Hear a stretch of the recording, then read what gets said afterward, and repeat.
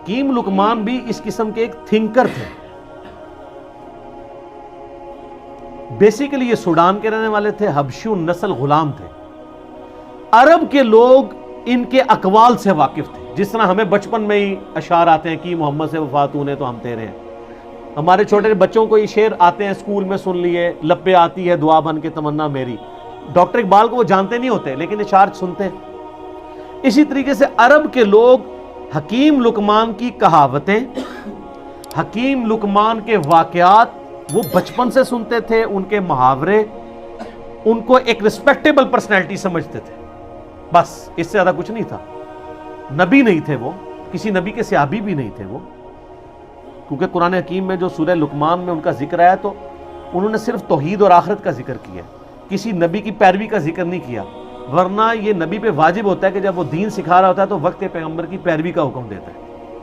وہ ایک عام انسان تھے جو دین فطرت کے اوپر تھے, یعنی انہوں نے نیچر کو آبزرو کیا. یہ فطرت ایک توئیں والی ہوتی ہے, وہ فطرت نیچر ایک ہے تا جہاں پہ کسی پیغمبر کا پیغام نہ پہنچا ہو, لیکن فزیکل فینومینا آف نیچر, قانون قدرت کو, التذکیر بھی لا اللہ کو آبزرو کر کے ایک بندہ اللہ تک پہنچے.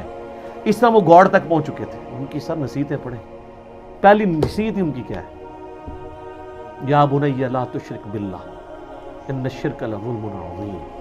اللہ نے بیسیکلی مشرکین عرب کو کہا کہ جس حکیم لقمان کو تم اتنا بڑا بزرگ سمجھتے ہو, اس کی باقی کہاوتیں تو سنی ہوئی ہیں, جو اصل اس کی بات ہے کہ اس نے کہا تھا شرک نہیں کرنا, تو تم شرک کا اڈا یہاں پہ کھولے بیٹھے ہوئے ہو کعبے میں. یہ حکیم لقمان کی تمہیں نصیحت نہیں پتا. جس طرح ہم ناسبیوں کہتے ہیں کہ بخاری مسلم میں رفع الیدین کی حدیثیں ہیں تو آل امیہ کے خلاف بھی ہیں, تو یہ حدیثیں نہیں ماننی تم نے. الزامی جواب, اینٹی وینم پھکی کے طور پہ. تو یہ سورہ لقمان اس لیے ان کو ایڈریس کرتی تھی. وہ بچپن سے جانتے تھے کہ حکیم لقمان بہت دانا تھا, بہت عقل مند شخص تھا. تو عقل مند شخص توحید کی دعوت دینے والا تھا, اس کی توحید کی نصیحت تو تم نے بھلا دی ہے, شرک کا اڈا بنایا ہوا ہے کعبے کو. تو اللہ تعالیٰ نے اس لیے ان کے نام پہ سورت رکھی. حبشی النسل تھے, موٹے ہونٹ. حبشی کس طرح کا ہوگا؟ یہ تو آپ کا کرائٹیریا ہے نا, خوبصورت شکل ہو, ناک باریک ہو, ہونٹ پتلے ہوں. اللہ کے نزدیک تو مسلم شریف کی حدیث ہے, اللہ تمہاری شکلوں اور مال کو نہیں دیکھتا, دلوں اور اعمال کو دیکھتا ہے. تو شکلوں کو کیوں دیکھے؟ شکل بنائی کس نے؟ اللہ نے. تو اس نے شکل کو کیوں دیکھنا ہے؟ اعمال کا اختیار آپ کو دیا, اس لیے آپ کے اعمال کو دیکھتا ہے. دل میں اچھائی اور برائی کی تڑپ اور اس کو ایگزیکیوٹ کرنا, اس کا اختیار اس نے آپ کو دیا, اس لیے اس کے اوپر جج کرتا ہے. تو حکیم لقمان کے بارے میں آپ کو اسلام کی جو پہلی تفسیر ہے نا ابن جریر کی, امام طبری جنہیں کہتے ہیں, المتوفا 310 ہجری, انہوں نے تفسیر ابن جریر لکھی ہے. ابن کثیر نے المتوفا 774 ہجری, انہی سے اکثر چیزیں کاپی کی ہیں. تو آپ سورہ لقمان کے تعارف میں جائیں گے, انہوں نے حکیم لقمان کے کافی واقعات لکھے ہیں کہ یہ کتنا دانا شخص تھا اور کس طرح یہ اصلاح کرتا تھا. ایک دفعہ ان کے آقا نے ان کو کہا, ایک بکری دی اور کہا ذبح کر کے اس بکری کے سب سے بدترین جو پارٹس ہیں نا وہ لے آؤ. تو انہوں نے بکری ذبح کی, زبان اور دل اٹھا کے لے آئے. اب پھر ایک بکری اور مالک نے دی اور کہا اس کے سب سے بہترین پارٹس لے کے آؤ. پھر زبان اور دل اٹھا کے لے آئے. مالک نے کہا کہ یہ کیا؟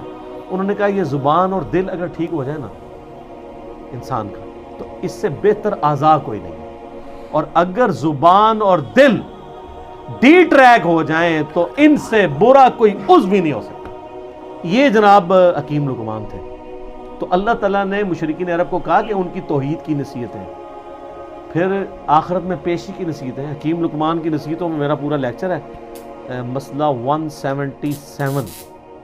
آپ جا کے دیکھیں تو آپ کو پتہ چلے گا جی حکیم لقمان نے کیا کیا نصیحتیں. سورہ لقمان میں 8 نصیحتیں تھیں ان کی, 2 اللہ نے مزید ایڈ کر کے تلک عشرۃ کاملہ, اور وہ 2 نصیحتیں ماں باپ کے ساتھ اس نے اس بک کی ایڈ کی, جو حکیم لقمان نے شاید عاجزی کی وجہ سے اپنے بچے کو نہیں کی, شاید موت کا وقت تھا تو اب وہ اس کو سکپ کر گئی, یا اور لوگ ان سے ہوگی, تو اللہ تعالیٰ نے اسے پرفیکٹ کیا.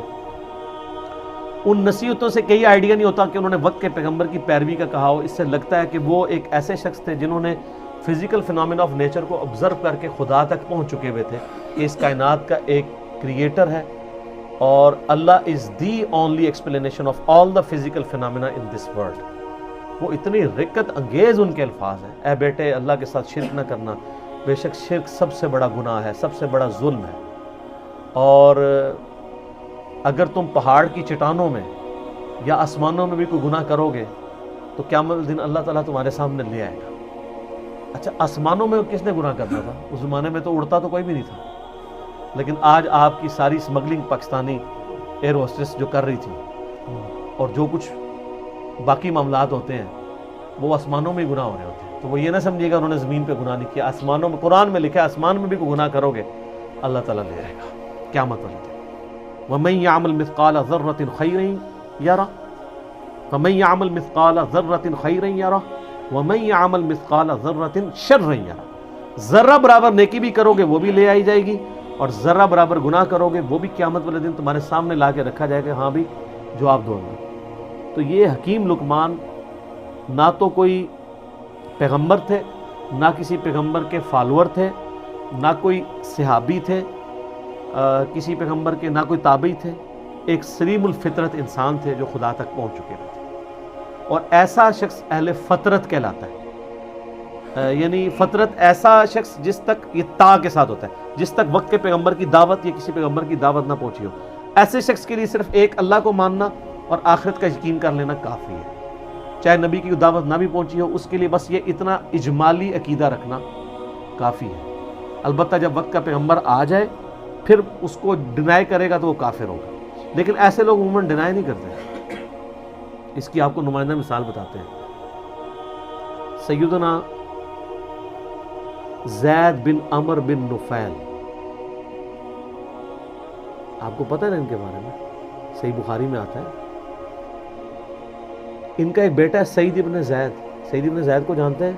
اشرا مبشرہ والی حدیث والا، مغیرہ ابن شعبہ اور حضرت معاویہ کے ساتھ جھگڑا کرنے والا، اور مولا علی کی شان میں 10 صحابہ کے جنتی ہونے والی حدیث سنانے والا، حضرت عمر کا بہنوئی سعید ابن زید، شروع کے مسلمانوں میں سے۔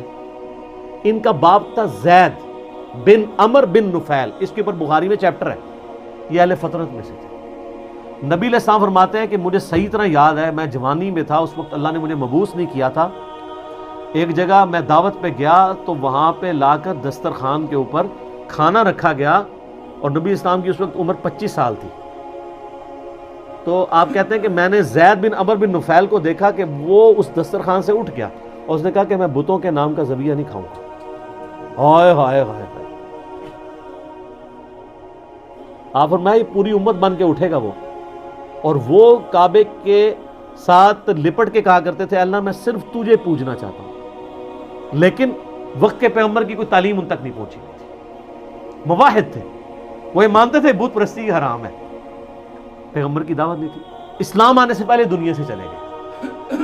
لیکن آپ دیکھیں امام بخاری نے رضی اللہ عنہ لکھا ہے، صحابی نہیں ہے لیکن بیٹا تو صحابی نکلا نا۔ پھر سلیم الفطرت لوگ کیسے ہوتے ہیں؟ ان کا بیٹا ہے سعید ابن زید، حضرت عمر کا بہنوئی، جس کو حضرت عمر سے مار پڑتی تھی اسلام لانے کی وجہ سے، اور یہ پھر آخری وقت تک آپ دیکھیں ڈٹے رہے ہیں۔ وہ تو آپ کربلا والا ریسرچ پیپر پڑھ لیں، جب سب لوگ مسلحت کا شکار تھے، یہ تو اعلانیہ مجموعوں میں کھڑے ہو کے کہتے تھے تم جنتی شخص علی ابن ابی طالب پہ لعنت کرواتے ہو، ہم کبھی بھی اس پہ لعنت نہیں کریں گے، کیونکہ میں نے رسول اللہ سے سنا ہے ابو بکر جنت میں، عمر جنت میں، عثمان جنت میں، علی جنت میں۔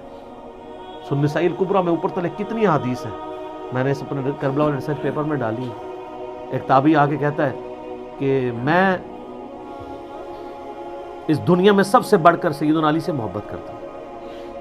تو سعید ابن زید نے یہ نہیں کہا تو شیعہ ہے یا رافضی ہو گیا، آپ فرمایا تجھے خوشخبری ہو تو ایک جنتی شخص سے محبت کرتا ہے۔ دیکھیں جی، حضرت علی کی جن لوگوں نے صحبت کی ہوئی تھی نا، حضرت علی کی انہوں نے زہد کی زندگی اور ان کی اخلاقی اقدار، ان کی انصاف پہ مبنی زندگی اور تقوی والی زندگی دیکھی ہوئی تھی نا، وہ حضرت علی کو as a role model accept کرتے تھے اس زمانے میں بھی۔ ابھی ایک بندہ آ کے کیٹاگوری، وہ اب سے ابھی یہ بھی نہیں کہہ رہا کہ سب زیادہ محبت اور رسول اللہ سے ہونی چاہیے، یقیناً نبی علیہ السلام سے بھی ان کی محبت ہوگی، ان سے بڑھ کے ہی ہوگی۔ انہوں نے فوراً ان کو کہا تمہیں خوشخبری ہو، تم ایک جنتی شخص پہ سے محبت کرتے ہو۔ پھر سنن نسائی الکبریٰ میں موجود ہے، ایک شخص آ کے جو ہے وہ اس طرح آ کے شکایت کرتا ہے کہ جی یہ لوگ حضرت علی پہ سب و شتم کرواتے ہیں۔ تو سعید ابن زید کہتے ہیں کہ یہ ہمیں کہتے ہیں ہم اپنے بھائیوں پہ لعنت کریں، لیکن ہم اپنے بھائیوں پہ کبھی بھی لعنت نہیں کریں گے، کیونکہ میں نے رسول اللہ صلی اللہ علیہ وسلم سے 10 بندوں کے بارے میں سنا ہے کہ وہ جنت میں ہیں، اور اس میں 10ویں وہ خود تھے۔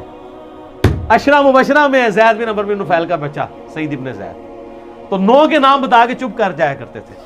ویسے ساڑھے ورگا ہونا کہتا سر پہلا تو میں جے اگے تو گنتی دسنے، وہ پہلے باقیوں کے نام بتاتے تھے اور اینڈ پہ کہتے تھے ایک 10واں شخص بھی ہے۔ پھر لوگ کہتے تھے وہ کون ہے، تو کہتے تھے اگر تم ضروری سمجھتے تو میں بتا دیتا ہوں وہ میں ہوں۔ یہ تھی عاجزی۔ تو ان کے والد زید بن عمرو بن نفیل وہ بھی اہل فطرت میں سے تھے، جسٹ لائک سیدنا لقمان رضی اللہ تعالی عنہ ورحمہ اللہ تعالی وعلیہ السلام۔ اور سر کیا خوش نصیبی ہے، اللہ کو مواحد کتنا پسند ہے کہ نہ وہ صحابی ہو، نہ وہ تابعی ہو، نہ کسی پیغمبر کی اس نے صحبت کی ہو، نہ کسی پیغمبر کا کلمہ پڑھا ہو، لیکن ایک اللہ کا ماننے والا ہو، شرک سے بیزار ہو، آخرت میں اللہ کی جواب دہی کا یقین رکھتا ہو، اس کے نام پہ پوری سورت ہے۔ اور اللہ تعالیٰ اس کے اقوال کو توحید کی دعوت کے لیے رول ماڈل کے طور پہ مشرکین عرب کے سامنے رکھ رہے ہیں۔ آپ ذرا دیکھیں کہ حضرت لقمان، سر اس سے یہ پتہ چلا، لوگ کہتے ہیں نہیں ساری دنیا برباد ہوگی، اور دنیا تو برباد ہونی ہے، غریباں دی اور ہونی ہے، آخرت آپ اپنی دنیا میں بڑے سے بڑے امیر آدمی سے بھی اچھی کر سکتے ہیں، وہ آپ کے اپنے اختیار میں۔ لقمان نے کر کے بتائیے نا، نہ نبی ہے نہ کوئی صحابی ہے، اگر نبی ہوتے تو کہتے میری پیروی کرنا، نبی تو کہہ کے جاتا ہے، نبی علیہ السلام نے ہمیشہ اپنی پیروی کا حکم نہیں دیا۔ تو اگر آپ نبی بھی نہیں، صحابی بھی نہیں، تابعی بھی نہیں، ایک عام اہل فطرت میں صرف اللہ کو ماننے والے ہیں، تو اللہ کو اتنے پیارے ہیں کہ آپ کے نام پہ سورت آ جائے گی۔